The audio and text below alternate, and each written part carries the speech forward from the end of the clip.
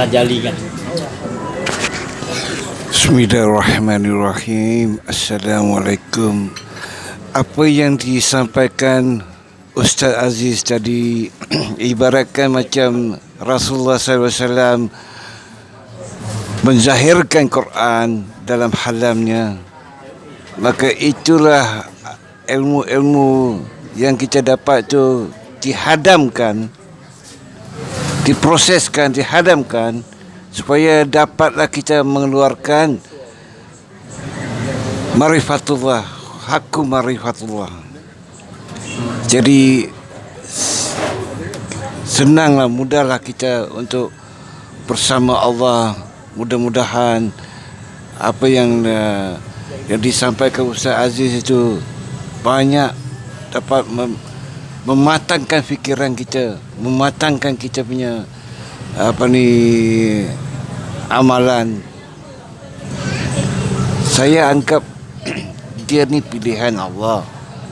Memang kalau kita pergi masjid surga pun, ustaz-ustaz yang tebal-tebal ilmu pun kadang dia tak masuk sebab dia pembawakan diorang tu, kitab-kitab diorang tu tak tahulah macam mana nak cakap, tak masuk. Kadang dia ni senang, dia punya cakap tu senang masuk dan dapat kita proses, dapat kita hidupkan. Macam sahabat cakap, jiwa kan. InsyaAllah mudah-mudahan kita dapat manfaat daripada penyampaian Ustaz Aziz selama ini, dan dapatlah kita menghadamkan supaya dapat memerifatkan Allah apa yang hasilnya. InsyaAllah sama-sama kita berusaha. Assalamualaikum.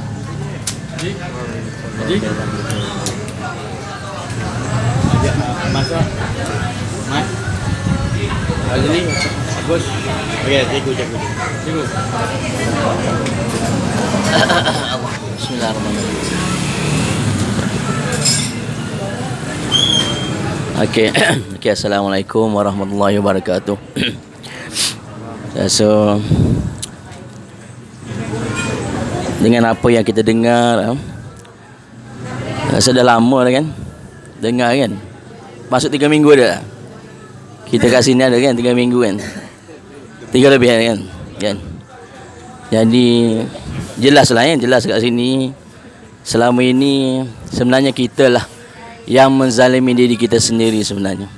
Kalau kita betul-betul benar dapat membuang rasa kedirian kita, saya rasa cepat faham sebenarnya. Apa yang kita dengar, yang Ustaz cakap dah jelas lah. Jadi kena faham betul-betul bahawasanya kita lah sebenarnya yang menzalimi diri kita sendiri. Allah Ta'ala tidak pernah walaupun sekali pun menzalimi kita. Kerana dengan kita menzalimi diri kita tadi, kita telah membuka satu ruang untuk kita melakukan pelbagai perkara ataupun perkara-perkara yang menyebabkan kita ni jauh daripada Allah. Okey, saya rasa itu saja dari saya. Okey, terima kasih. Ada lagi? Bagi siapa yang banyak mimpi lah, kita mimpi. Bagi Rasulullah SAW, dia menzahirkan Quran, dia walking Quran. Jadi sampai ke tahap kita macam Ustaz Aziz ni, dia memproseskan sedikit sini sedikit sana pun tak apa. Dia memproseskan supaya kita lebih, orang bawahan macam kita ni, lebih mudah memahami, menerima dan menghadamkan apa yang kita dapat daripada Ustaz Aziz. InsyaAllah mudah-mudahan dapat memarifatkan hakku marifatullah. Amin.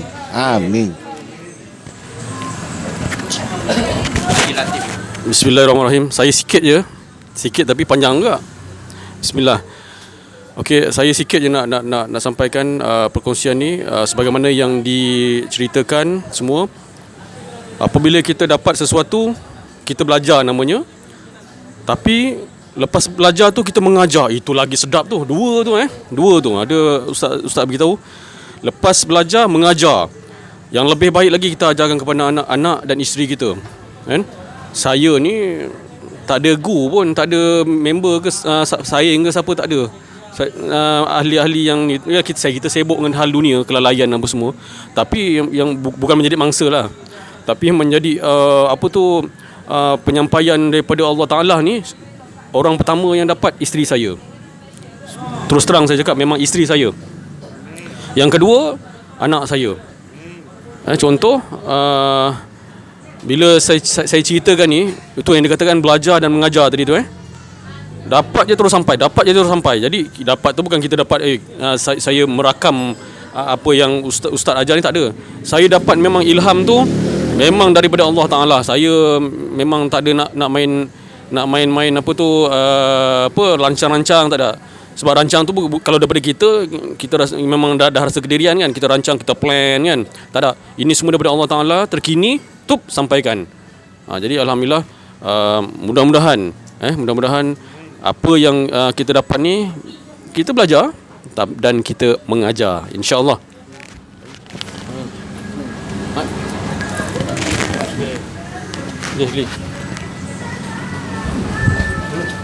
Maulana ni mula-mula pemain bercakap Bismillah. Tanpa wajah tak apa. Tak apa. Ji. Bukan straw pula dia. So pegang tu. Cakap. Hari sebenarnya begitu. Mana kita kalau fikir kita ni hidup, kita fikir hidup, kita akan merancang kita nak sesuatu. Penat. Tapi kalau kita hidup, kita bukan fikir untuk sesuatu, tetapi untuk mentajalikan, rain kelazatan dia, kemanisan dia tu. Jadi kita ni bukan berada nak ni maknanya bila kita bercakap ni, kita tak memikirkan rakaman ke apa benda, kita tak. Kita natural kan. Sebab rakaman ni yang lihat sikit. Sebenarnya tak ada rakam pun, dulu pun tak ada rakam. Saya disaksikan lebih ramai lagi. Jadi kalau rakam ni yang disaksikan sikit nanti yang buka YouTube. Tapi sebelum ada rakaman ni tadi, sebenarnya rakaman yang saya melihat tu tadi, malaikat-malaikat, roh-roh sebenarnya lebih ramai lagi. Kita hadirkan, Mahathir pun ada, Pak La ada. Semua kita hadirkan. Muslimin, muslimat semua kita hadirkan. Kita Al-Fatihah kan, semua terbuka, semuanya duduk sekalian alam ni mendengarkan. Kalau kita fikir kalau YouTube punya sikit lah, tak heran dia.